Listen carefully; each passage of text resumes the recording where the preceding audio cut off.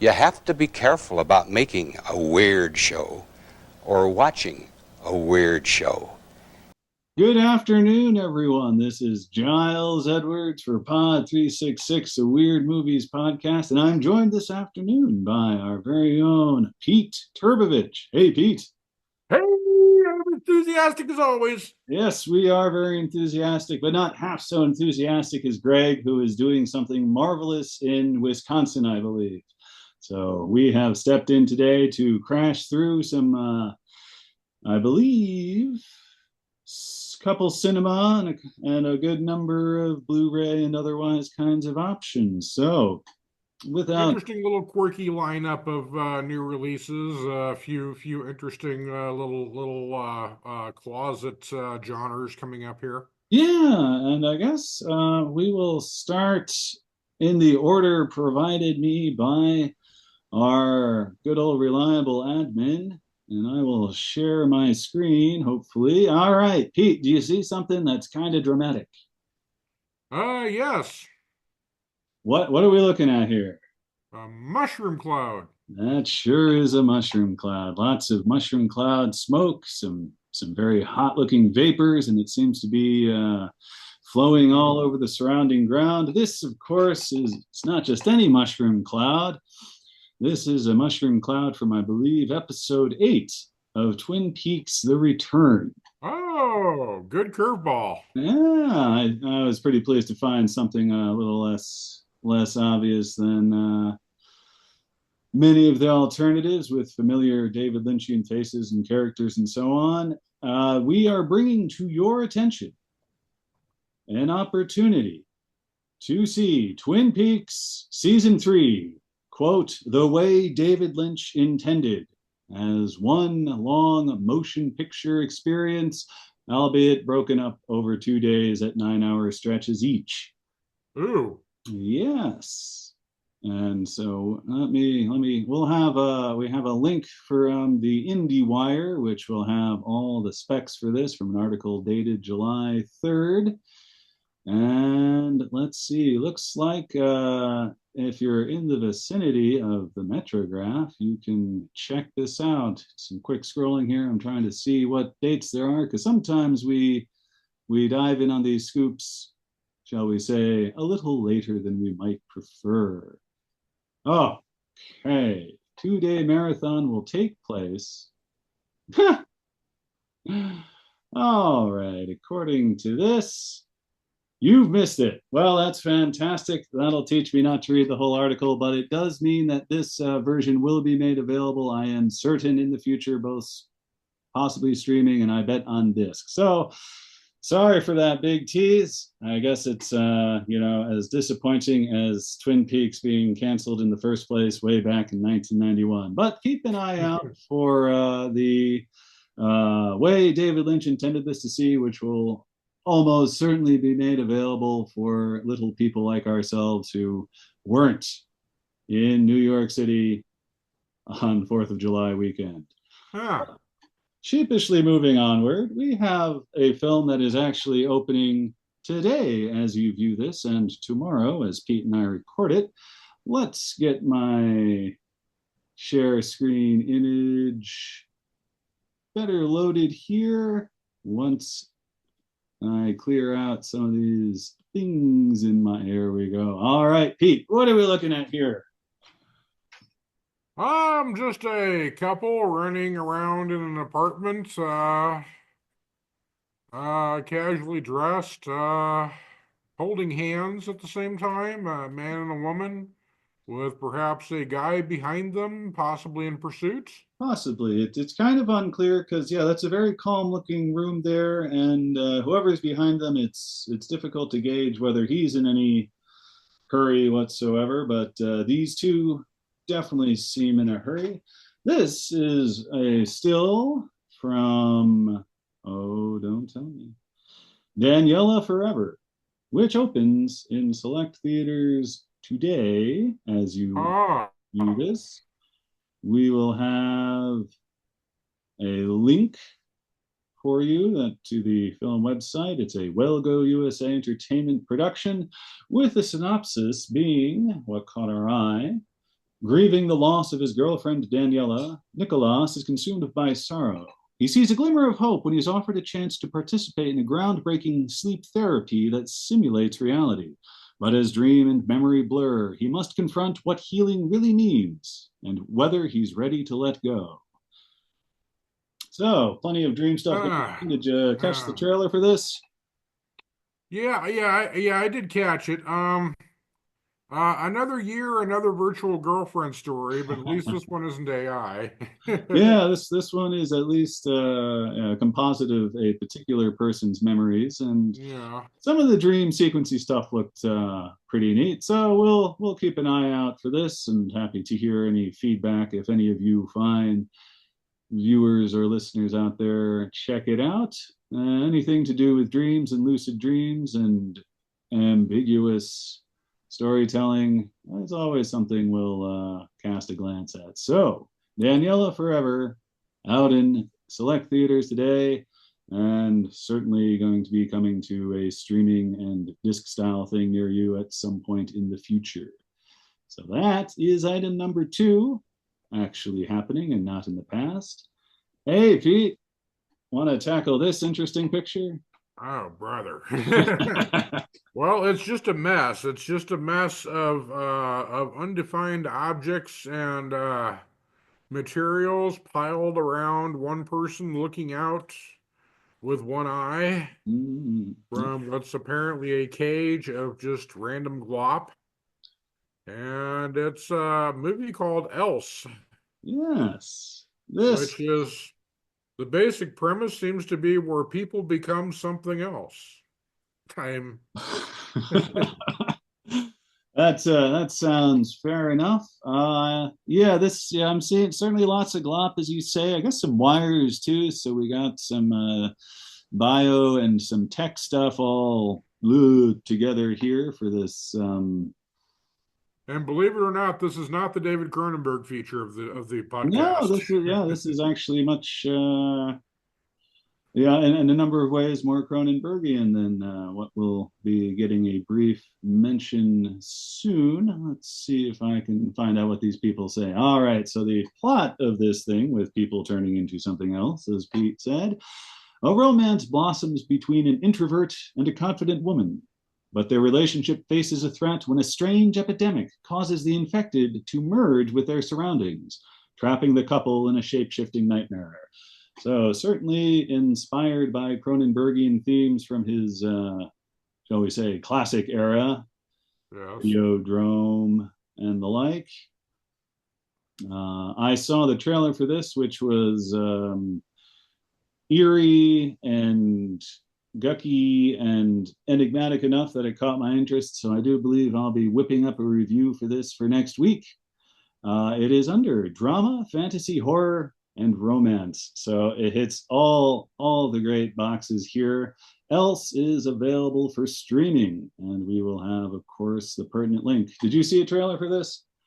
I did, and I caught kind of a vibe of Tetsuo the Iron Man and Hmm. other really artsy body horror type shows like that. So this one could be one to see. Yeah, and I will go so far as to say I'm looking forward to checking it out. All right, as we move forward, all right. So this is a movie we've talked about a couple times. I caught it myself. Let me zoom in a little bit Oh yeah. further. Pete, what do we got here? This looks cute. Well, I think I remember yeah, I remember which movie you're talking about here. This is like a silhouette outside forest scene with a young girl dressed not unlike Little Red Riding Hood setting about on a forest trek. Yeah, this And it is. looks very innocent and Disneyfied as opposed to the story itself. And I saw the trailer for that one too. Fairy tale kind of Yeah, there's dark definitely fairy tale. yeah, there's definitely some fairy tale overtones and structuring. I caught this at Fantasia last year. The movie is Kryptic, which is now available on Blu-ray, DVD, and streaming. Don't know which one of these is the most recent that it came to our attention. But this was one of those films that, for me, when I saw it, it was kind of borderline, and I'd been on a sort of Apocrypha nomination happy spree, so I restrained myself. But I'm hoping that one of the other reviewers at 366 will check this out, because I'd say there's a decent chance it might deserve to be inducted in our new list of Apocrypha candidates, because there's a lot of weird stuff going on. So Yep. that is now out, available in pretty much any given format you could hope. And I do recommend you give it a watch, and maybe give us, if you do so, do feel free to give us some of your feedback on this odd little gem. But now, You've seen this movie? What's that?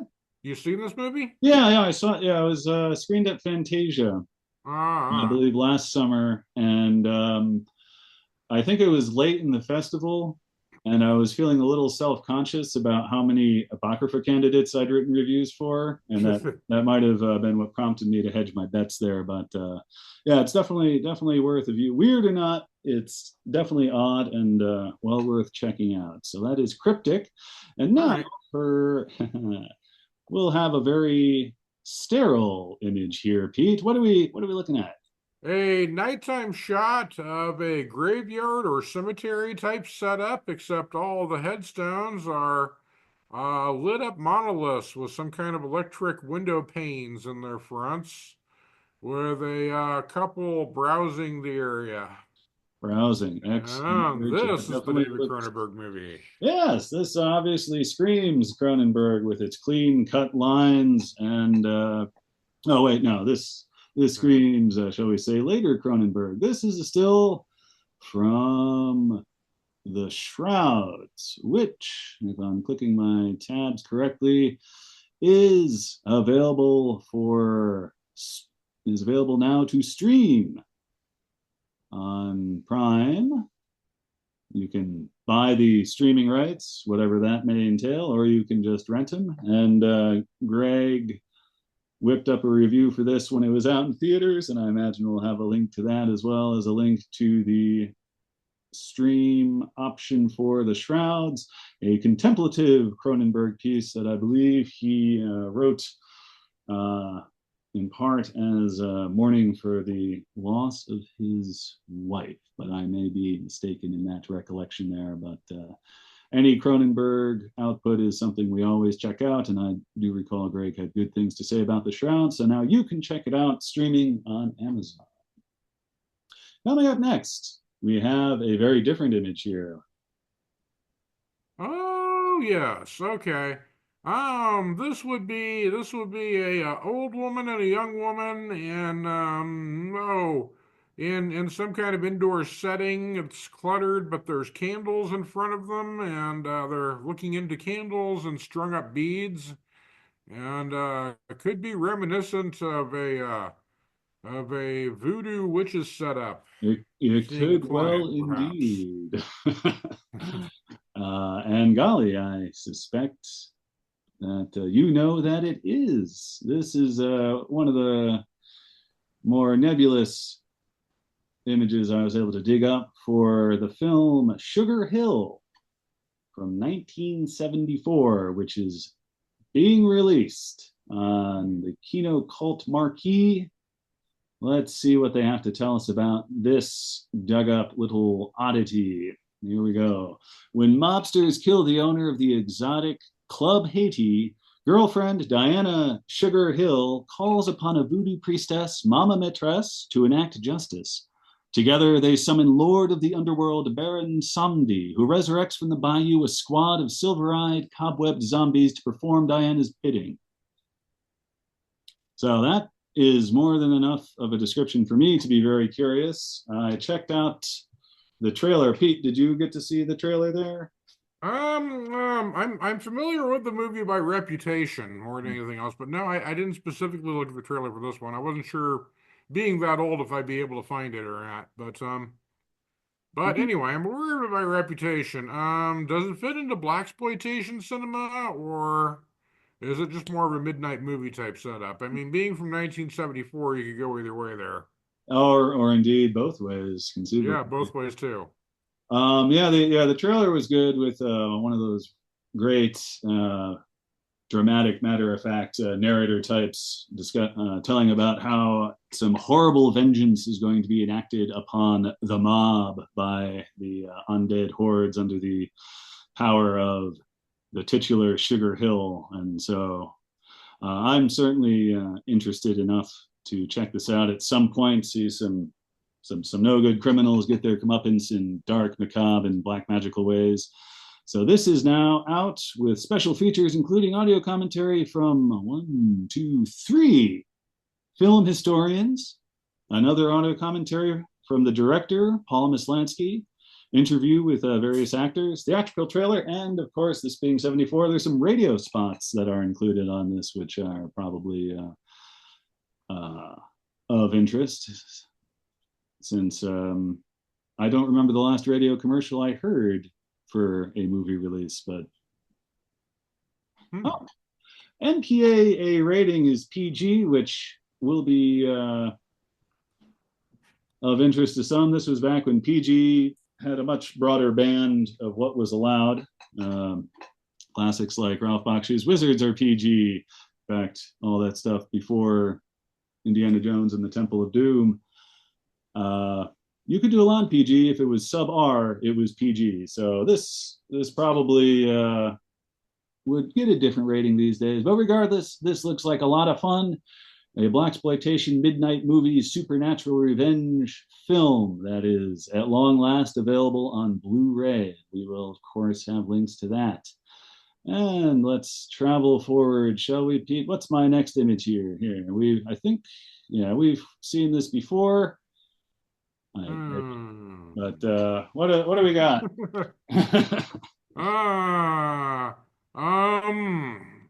It's animated and it appears to show a kind of animation that will remind you of Batman cartoons, except it's a slightly differing Batman and what appears to be a slightly different Catwoman.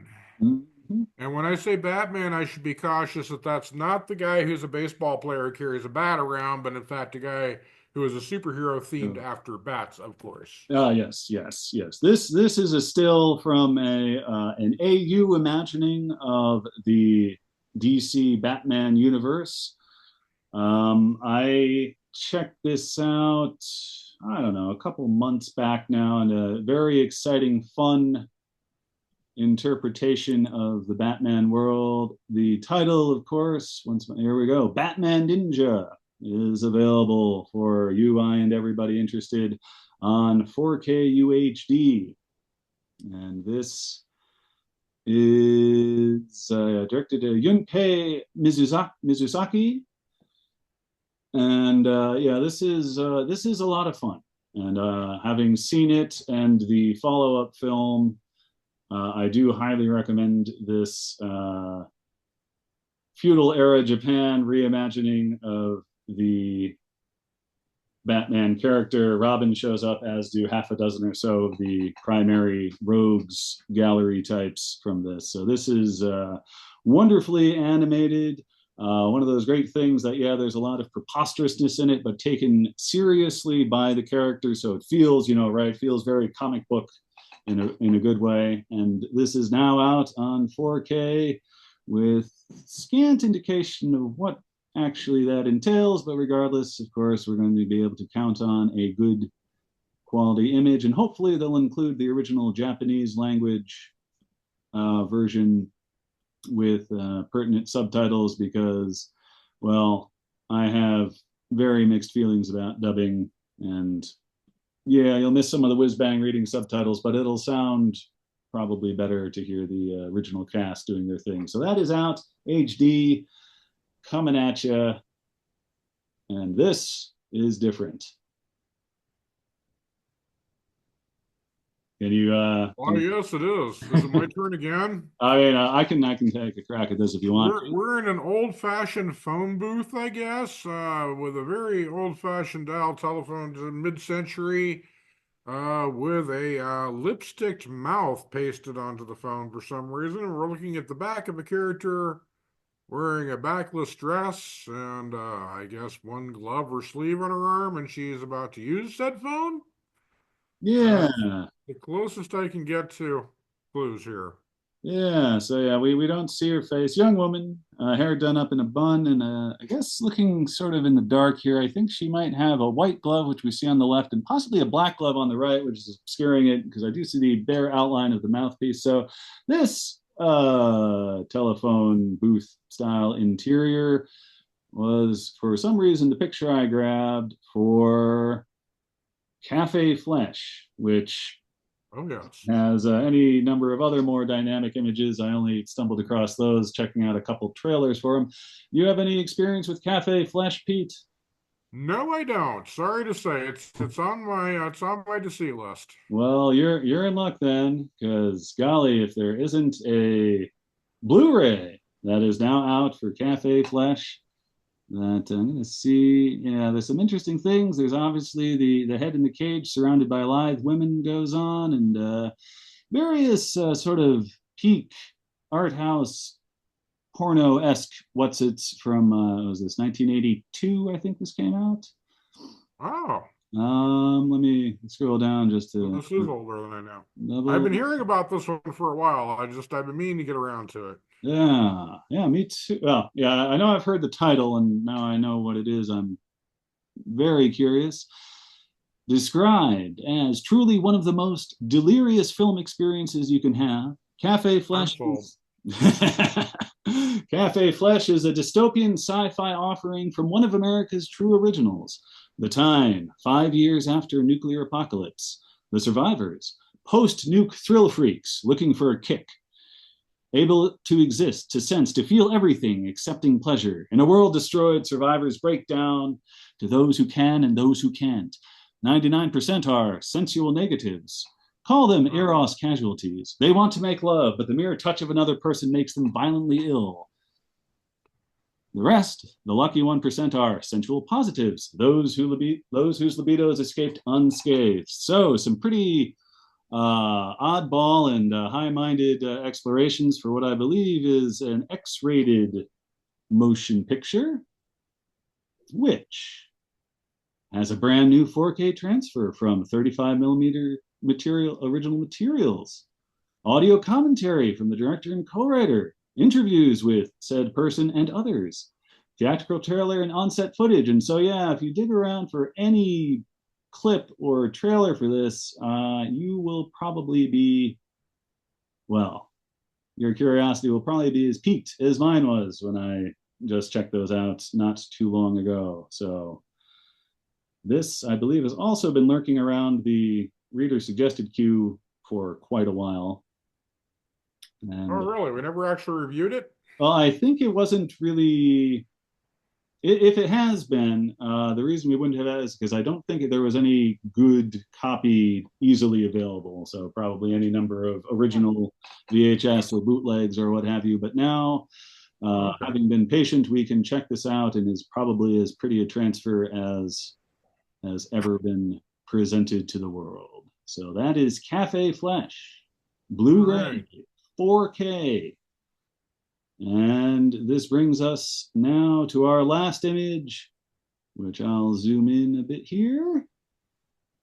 And another artistic feature. We've got a craggy beachside with a sort of with a soft, rippling lake. A young woman on a small boat approaches the screen, and we see the backs of three willowy women individuals with shoulder length hair, very gauzy, very pastel robes upon them as they look at the figure that is approaching them on a small boat. Ah, yes. I recognize this. It looked familiar, and then yeah. Is this titled Love Slaves of the Morgana de Fey? Very close. Girl Oh, okay. slaves. So, Girl slaves. girl slaves. But then Girl again, slaves. Of this course is they are. a foreign film from a certain era that I wouldn't be surprised if we dug around, might be able to find half a dozen names for this. But the release we're looking at here that is now on Blu-ray is Girl Slaves of Morgana Le Fay, which concerns the Let's see what's. All right. Driving in their car through France one summer, two young girls, Anna and Francoise, find themselves trapped in the kingdom of the mythic Morgana, queen of witches. Ever since Merlin taught her his skills centuries ago, Morgana has gone on living by obtaining the souls of the young women who pass through her kingdom. In exchange, she gives the captives who agree to her pact eternal youth and beauty. Those who refuse her grow old and ugly in the dungeons of her castle. Ooh. So this is brand new 4K. Includes a short film from the director, two brand new interviews with the director, a brand new interview with, I believe, one of the stars, an archive interview with the director, audio commentary with the director and a film expert, and a publicity parade video featuring stills and posters from this artistic French film. And have you said this looked familiar? Have you seen this movie or just? No, I haven't. This is another one I'm familiar with by reputation more than anything else. But gives me an inkling of Lamora Tales of the Supernatural. Was it? I forget. I'm murdering the title now. There's another very obscure movie that was filmed in Pomona, California called Lamora. I believe we have reviewed it once at 366 Weird, and it also has a magical woman who kidnaps young ladies for her own satisfaction, I shall say. Yes, for her. But this is very much a lesbian witch kind of situation with this movie. So Okay, so this. Oh, are you thinking Lamora, A Child's Tale of the Supernatural from? oh yeah, so Child Soul of Supernatural. Thank you. That's one. Yeah, it kind of gives me that vibe. I can understand that. That description you gave is rather similar. So those are the 9 things. Again, my apologies for getting certainly myself excited about the whole Lynch thing. But we do our best to keep on top of everything. I will be doing my best to keep on top of everything that will be coming out starting next week when I head up north for Fantasia Festival 2025. Wow. How many Fantasias have we had now? That's a good question. 8 or 9? 8 or 9. Wow. Yeah. You're starting to get to be a regular there. Yeah, I feel very comfortable there, and they have a good crew of enthusiastic volunteers, staff, and of course, meeting all manner of new creative filmmaking types, as well as some old guard that are continuing to whip up interesting movies. It's a real treat, and so I'm looking forward to my 2.5 weeks there.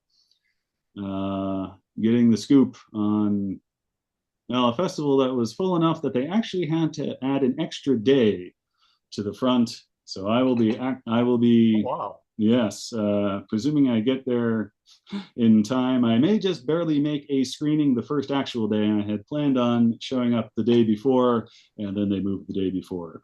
But that's all right. So yeah, next week. Let's see, what is today? This day next week. In theory, will be 3.5 hours north from where I'm seated. All right. Yeah, and I think that wraps us up. So thank you all very kindly for giving us a listen. Be sure to like, subscribe, etc. And Pete, I guess I'll ask, do you have anything you want to pitch on Turbovich Productions going on, or things? Nah. I've been busy with Medium writing on Medium.com. Oh yeah, my SimCity story made the recommended reading list in the newsletter, so there's that. I wrote up a story about the SimCity franchise, but all the unsuccessful spin-offs they had from that series, like Sim Earth, Sim Ant, it's really bizarre that they got so many games that were so unpopular. SimCopter is one. If you've ever heard the story of that one, it's very funny. One of the developers from inside SimCopter sabotaged the game in a very infamous way. So anyway, so that's the top of the Medium review list. Generally, I don't have much of anything going on except for my usual blathering. So. Oh well, it's culture thrives on that. But you are going to be in Fantasia starting next week, and I'll probably be co-anchoring the podcast here a few times.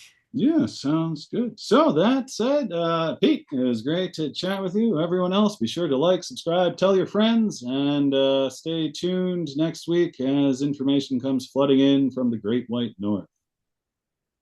Bye-bye, everybody. Weird word. Weird? Yeah, I guess that is the word for it. Weird.